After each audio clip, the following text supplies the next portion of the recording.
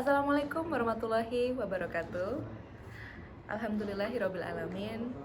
Wassalatu wassalamu ala asrofil anbiya'i wal mursalin Sayyidina Muhammadin wa ala alihi washabihi ajmain, amma ba'du. Yang terhormat segenap pimpinan Fakultas Hukum Universitas Muhammadiyah Jember, Dekan, Wakil Dekan, Kapoldi, beserta Kepala Lab. Yang terhormat Bapak Ibu dosen beserta staf pengajaran Fakultas Hukum Universitas Muhammadiyah Jember, serta mahasiswa dan mahasiswi baru Fakultas Hukum Universitas Muhammadiyah Jember tahun akademik 2020-2021 yang sangat kami banggakan. Pertama-tama, marilah kita panjatkan puji syukur kehadirat Allah Subhanahu wa Ta'ala yang senantiasa melimpahkan rahmat dan hidayah kepada kita semua, sehingga pada kesempatan kali ini kita dapat berjumpa dalam kondisi daring secara virtual dalam kegiatan program pengenalan kehidupan kampus dan pembinaan ideologi mahasiswa baru Fakultas Hukum Universitas Muhammadiyah Jember. Yang kedua, sholawat serta salam semoga tetap terlimpahkan kepada junjungan kita Nabi Muhammad Sallallahu Alaihi Wasallam. Bapak, Ibu, dan hadirin sekalian, saya ucapkan selamat kepada Mas dan Mbak atas diterimanya sebagai mahasiswa baru Fakultas Hukum Universitas Muhammadiyah Jember. Here we go, mari kita mulai perjalanannya. Serta yang kedua, terima kasih pula kepada Bapak Ibu Panitia Penyelenggara Kegiatan PKKPI-MB yang telah memberikan kesempatan kepada saya untuk menyampaikan materi terkait dengan dinamika kurikulum Prodi Ilmu Hukum Fakultas Hukum Universitas Muhammadiyah Jember, yang bagi saya mungkin sangat menarik. Kenapa menarik? Yuk, mari disimak video ini sampai selesai. Semoga nggak bikin boring, nggak bikin bosen. Insya Allah saya kemasnya dalam nanti kita semoga bisa ngobrol lebih corona sudah berlalu ya, biar kita segera ngobrol, biar secara ketemu lebih langsung akan lebih menarik. Baik, untuk penyingkat waktu, izinkan saya untuk menyampaikan beberapa hal terkait dengan materi tersebut. Dalam materi ini saya membagi menjadi 4 subbab. Yang pertama itu saya akan berbicara tentang tujuan hukum. Yang kedua saya akan berbicara tentang negara hukum. Yang ketiga saya akan berbicara tentang pendidikan tinggi hukum. Apa sebenarnya pendidikan tinggi hukum? Dan yang terakhir saya akan berbicara tentang program studi ilmu hukum Fakultas Hukum Universitas Muhammadiyah Jember. Tujuan hukum. Apa sebenarnya tujuan hukum itu, Bu? Saya yakin Mas dan Mbak semuanya akan mendapatkan materi yang lebih sempurna, yang lebih lengkap ketika perkuliahan nanti, kurang lebih selama 4 tahun ke depan. Namun, saya ingin sampaikan bahwa tujuan kalian, pilihan kalian, tujuan kalian saat ini untuk memilih Fakultas Hukum sebagai tempat belajar Anda selama kurang lebih 4 tahun ke depan bukan sebuah pilihan yang salah. Mengapa, Bu? Di sini kata kuncinya. Tujuan hukum itu mempunyai 3 hal. Yang pertama yakni tentang keadilan, kepastian hukum, dan kemanfaatan. Keadilan. Hukum itu harus adil. Mengapa? Ya, karena menurut Gustav Rodbrands, seorang ahli hukum, dia menyatakan bahwa hukum adalah alat untuk menegakkan keadilan. Kalau kita berarti bisa menganalogikan, berarti hanya orang hukum dong yang bisa menegakkan keadilan. Wah, berarti fakultas yang lain nggak bisa nih menegakkan hukum. Masih yakin pilihan kalian salah? Yang kedua, kemanfaatan. Tujuan hukum yang kedua itu hukum harus mempunyai nilai manfaat. Siapa, Bu, ahli hukum yang menyatakan demikian? Ahli hukum yang menyatakan demikian adalah seorang aliran utilitas yang bernama Jeremy Bentham. Hukum harus mempunyai nilai manfaat. Berarti kira-kira apakah kalau tidak memanggil hukum tidak manfaat? Simak aja nanti jawabannya. Kalian akan dapatkan lebih lengkap, versi lengkapnya di perkuliahan. Yang terakhir adalah tentang kepastian. Wah, orang hukum pasti nggak pernah PHP. Orang hukum nggak pernah PHP. Jadi, kalau kalian nanti masuk di fakultas hukum, kalian akan beralih fungsi menjadi orang yang tidak pernah PHP. Karena hukum selalu membawa kepastian. Kenapa demikian? Ada seorang ahli hukum yang bernama Thomas Hobbes yang menyatakan bahwa manusia adalah serigala bagi manusia yang lainnya, atau bahasanya adalah Homo homini lupus. Berarti kenapa demikian Bu analoginya? Iya, karena hukum itu terbentuk karena manusia yang satu adalah serigala untuk manusia yang lainnya. Kalau kita tidak mempunyai manfaat, maka kita akan diambil oleh kelompok yang lebih besar. Sehingga dari situ terciptalah sebuah dinamika, sebuah sistem yang disebut dengan hukum. Negara ini terbentuk awal mula dari sebuah wilayah-wilayah yang kecil, kemudian dia membentuk sebuah wilayah yang besar. Wilayah yang besar itu dia harus mempunyai nilai ketertiban, keamanan, dan kenyamanan kalau di dalamnya punya rasa keadilan, kemanfaatan, dan kepastian. Nah, bener kan? Dari situlah hukum memberikan akhir nilai sebuah kepastian. Jadi bisa ditangkap, orang belajar hukum, dia pasti insya Allah akan mempunyai keadilan, kemanfaatan, dan kepastian hukum. Yang kedua, berbicara tentang negara hukum. Kenapa sih berbicara tentang negara hukum?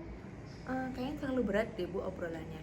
Karena dari situ kita sama-sama belajar bahwa jurusan yang kita ambil tentang hukum tidak selalu berbicara kita di dalamnya pasal demi pasal, ayat demi ayat demi ayat, peraturan demi peraturan. Tidak seperti itu. Sebenarnya belajar tentang hukum itu kuncinya bukan tentang hafal, tapi adalah sejauh mana kalian mempunyai keinginan untuk mau belajar. Kenapa demikian Bu? Kalau kita punya niat, sekilas saya akan menyampaikan analogi. Kalian punya niat untuk bangun jam 3 pagi karena menjelang ujian nasional. Maka kalian akan, ketika punya niat itu, secara alamiah pikiran kalian akan tersetting jam 3 akan bangun. Namun beda halnya dengan kalian jam 9 minum kopi, jam 9 malam minum kopi di kafe, maka kira-kira karena kandungan kopi itu ada kafeinnya, kemungkinan kalian akan baru bisa tidur di jam 3 atau jam 4 pagi. Maka tidak ada niat di dalamnya untuk kalian melaksanakan sholat tahajud. Ketika kalian mempunyai sebuah niat, apapun itu insya Allah akan ada jalan keluarnya. Namun kalau kalian tidak mempunyai niat, akan semuanya menjadi berat.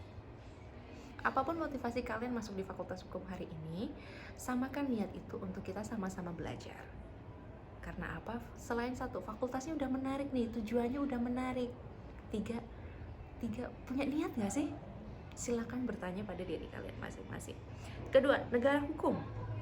Nah ini menjadi pembahasan yang menjadi agak berat karena ini adalah, dari sini kita akan tahu orang hukum itu ternyata bisa menjadi seseorang yang profesional, bisa juga menjadi bagian dari staf sebuah lembaga negara. Oh, ternyata pangsa saya banyak juga ya. Yuk, mari kita belajar. Kenapa demikian? Karena di negara hukum ini, Indonesia itu adalah negara hukum. Yang dianut oleh Indonesia adalah negara hukum.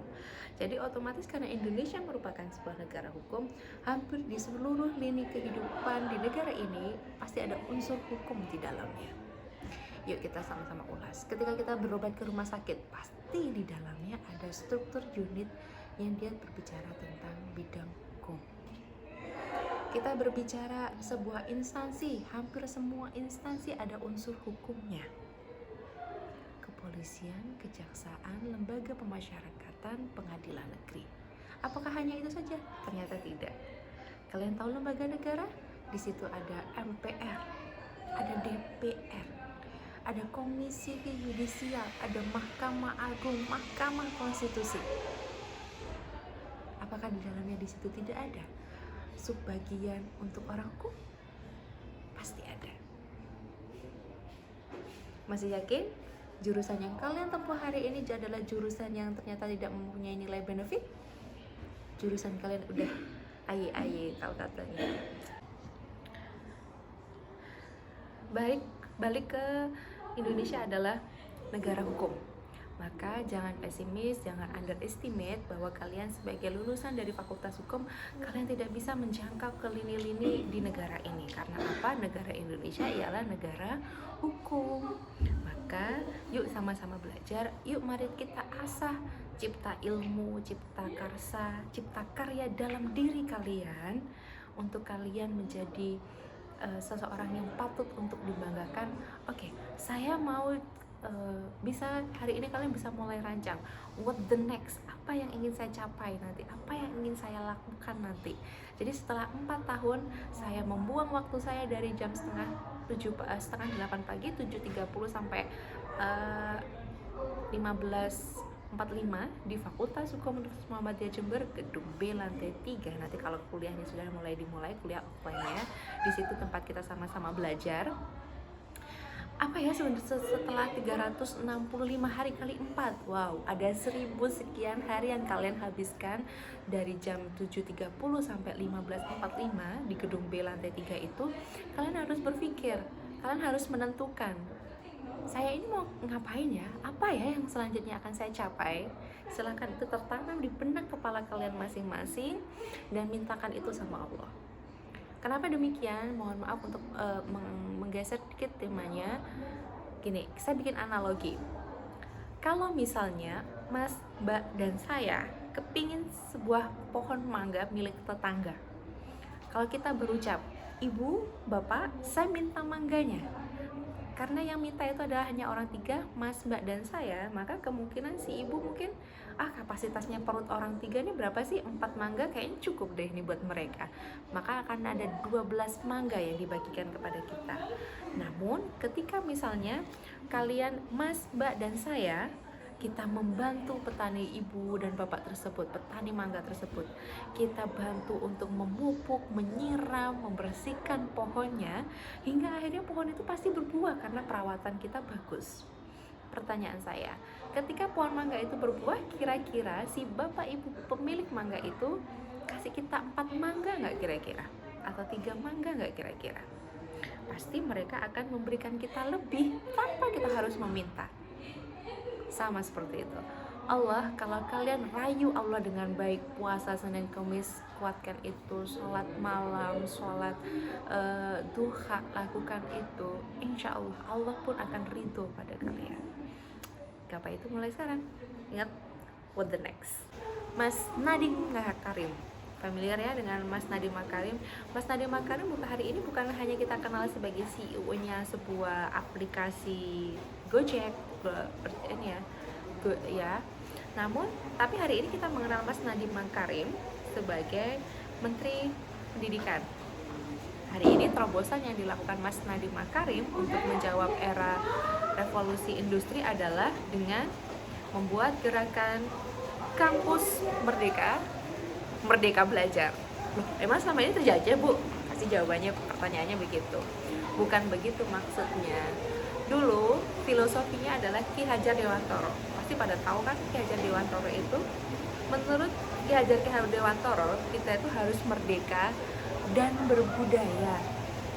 Selain diberikan kurikulum yang juga menawarkan untuk nanti selanjutnya program pasca kalian dari sini, juga ditawarkan ketika di kampus ini untuk diasah kemampuan kalian, untuk dicari tahu, oh sebenarnya passion saya menjadi notaris nih, oh passion saya sebenarnya menjadi seorang pengacara, yuk ini waktunya, ini tempatnya. Kemudian selain difasilitasi itu, program studi ilmu hukum itu difasilitasi juga dengan pengembangan akademik. Jadi kalau pengembangan akademik, kalian bisa dibaca di situ poinnya ya.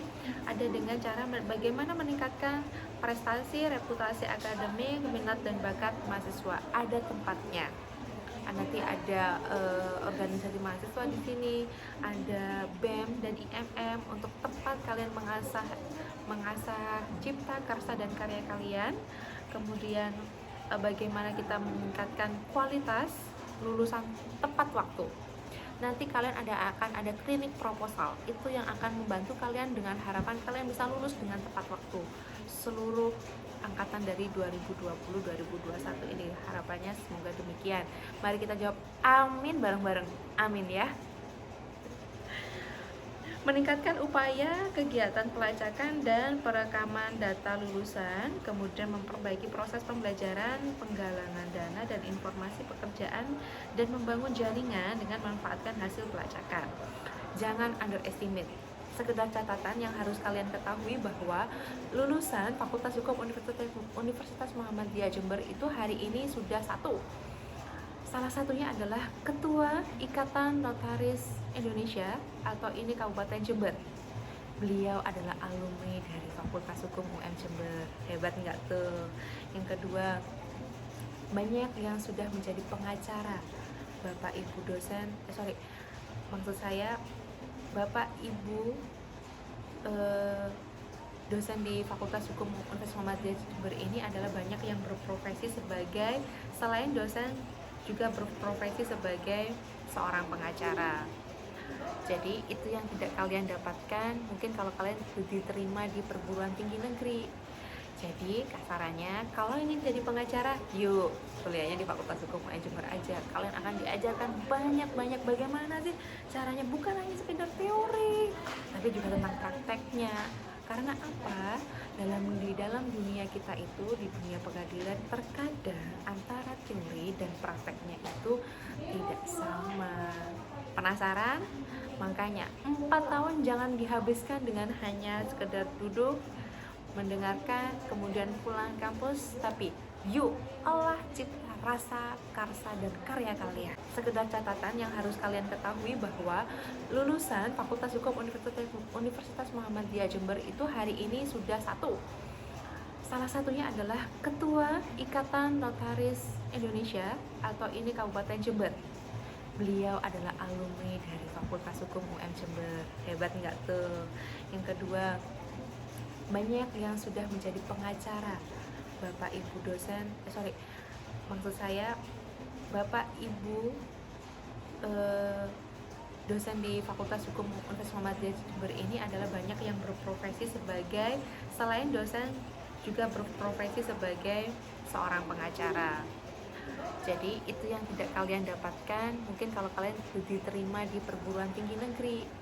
Jadi kasarannya, kalau ingin jadi pengacara, yuk kuliahnya di Fakultas Hukum UM Jember aja. Kalian akan diajarkan banyak bagaimana sih caranya, bukan hanya sekedar teori, tapi juga tentang prakteknya. Di pesannya adalah kami menunggu, fakultas menunggu karya, karsa, dan cipta kalian. Yuk Mas dan Mbak, mari kita bersama-sama memajukan Fakultas Hukum UM Jember. Nasrun minallahi wa fathun qarib. Wassalamualaikum warahmatullahi wabarakatuh. Fakultas Hukum UM Jember, tangguh berkarakter.